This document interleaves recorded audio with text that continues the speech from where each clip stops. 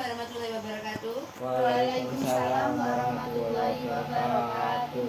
Alhamdulillahirabbil alamin wassalatu wassalamu ala asrofil anbiya'i wal mursalin wa ala alihi wa sahbihi ajmain. Amma ba'du. Mari bersama-sama kita semua panjatkan puja dan puji syukur kepada Allah Subhanahu wa taala atas nikmat yang diberikan. Syukur juga wajib kita panjatkan atas semua kesehatan yang kita rasakan hingga detik ini sehingga kita bisa bertemu bersama-sama pada pagi hari ini.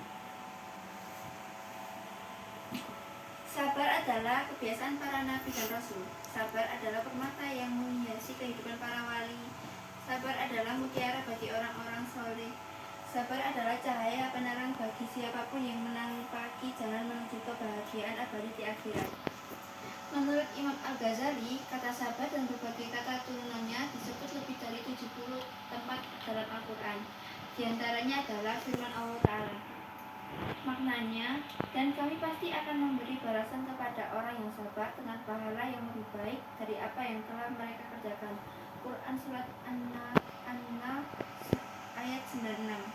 Juga firman Allah Ta'ala, maknanya, selamat sejahtera atasmu karena kesabaranmu, maka alangkah nikmatnya tempat kesediaan itu. Quran Surat Ar-Ra'd ayat 24. Hadirin rahimahullah, seseorang yang memiliki sifat sabar bukan berarti ia pengecut, putus asa, dan lemah dalam berucap.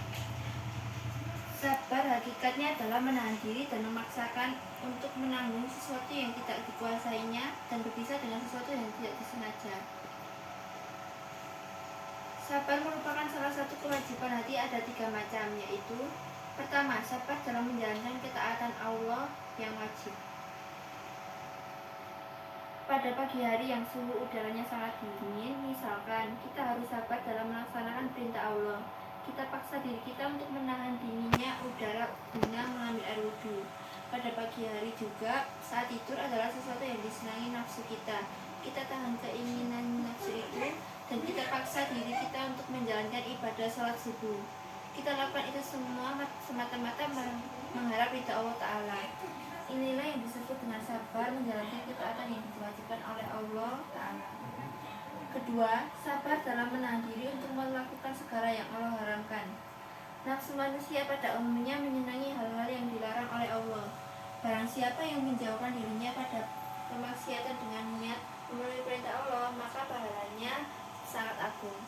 Para ulama mengatakan bahwa meninggalkan satu kemaksiatan lebih utama daripada melakukan 1000 kesunahan, karena meninggalkan kemaksiatan hukumnya wajib, sedangkan melakukan kesunahan hukumnya sunnah.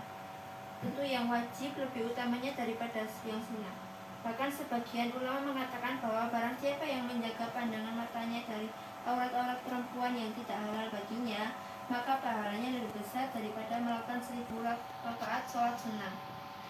Hal itu dikarenakan sabar dalam meninggalkan perkara haram menuntut perjuangan yang luar biasa begitu berat, yaitu perjuangan melawan setan yang selalu menghiasi kemaksiatan seakan-akan ia adalah sesuatu yang sangat indah dan mempesona, dan perjuangan melawan hawa nafsu yang seringkali mengajak manusia tenggelam dalam dosa dan keburukan.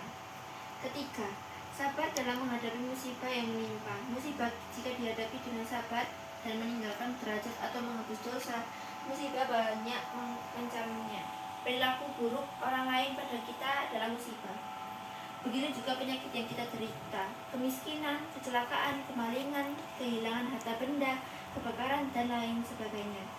Rasulullah SAW bersabda, maknanya, tidakkah seorang muslim bertimpa keletihan, penyakit, kekhawatiran, kesedihan, perilaku buruk orang lain, dan kesusahan, bahkan duri yang melukainya, melainkan dengan sebab hal-hal itu Allah akan menghapus dosa-dosanya. Hadis riwayat Al-Bukhari. Dalam hadis lain, Rasulullah SAW bersabda, maknanya, barang siapa yang Allah kehendaki kebaikan pada dirinya, maka Allah akan menimpa musibah kepadanya. Hadis riwayat Al-Bukhari.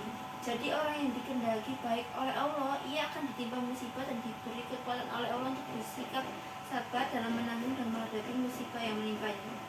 Sabar dalam menghadapi musibah artinya musibah yang menimpa tidak menjadikan seseorang melakukan sesuatu yang dilarang dan diharamkan oleh Allah. seseorang yang ditimpa kemiskinan. Misalnya, jika kemiskinan yang menimpa tidak menyebabkan mencari harta dengan cara mencuri, merampok, korupsi, dan perbuatan-perbuatan lainnya yang diharamkan oleh Allah, maka artinya ia telah bersikap sabar dan dalam menghadapi musibah kemiskinan yang menimpa. Musibah yang menimpa terkadang tidak hanya menyebabkan seseorang melakukan perbuatan haram, bahkan lebih dari itu, terkadang menjadikannya melakukan atau mengucapkan perkataan yang menjerumuskan pada kekufuran.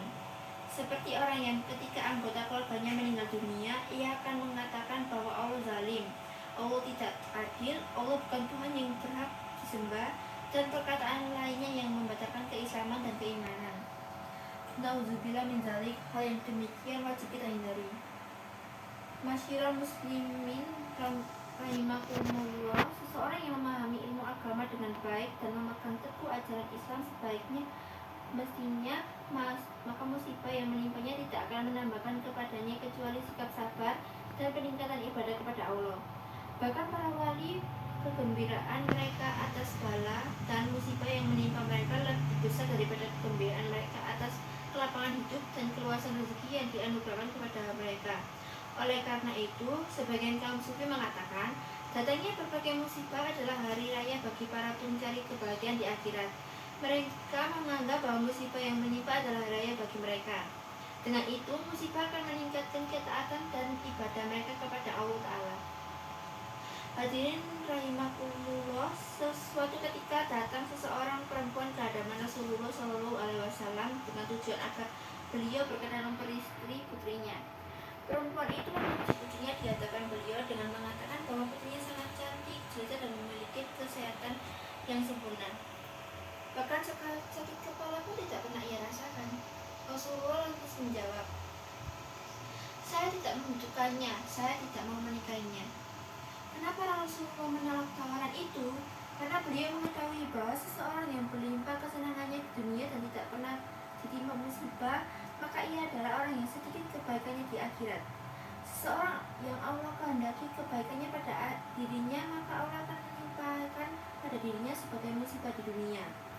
Dalam sebuah hadis, Rasulullah SAW bersabda, maknanya, manusia yang paling hebat ujian dan musibahnya adalah para nabi, kemudian orang-orang yang di bawah derajat mereka, kemudian orang-orang yang di bawah derajat mereka sesederhana diuji berdasarkan sebuah apa yang ingin dipegang teguh agamanya. Hadis riwayat At-Tirmidzi, Ahmad, dan lain-lainnya.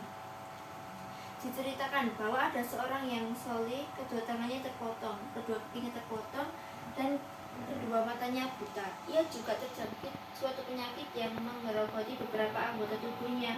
Anggota tubuhnya terkena penyakit itu menjadi menghitam lalu berjatuh dan berguguran. Tidak ada satupun yang mau merawatnya. Ia dibuang di jalannya. Banyak serangga yang menghubunginya, kepalanya, dan menggigitnya. Namun apa daya, ia tidak punya tangan untuk menjauhkan dirinya dari serangga-serangga itu. Ia juga tidak punya kaki untuk bergerak berpindah dari tempat duduknya. Suatu ketika, beberapa orang melewatinya. Ketika melihat orang saleh tersebut, mereka mengatakan, "Subhanallah, alangkah taubat dan sabarnya laki-laki ini."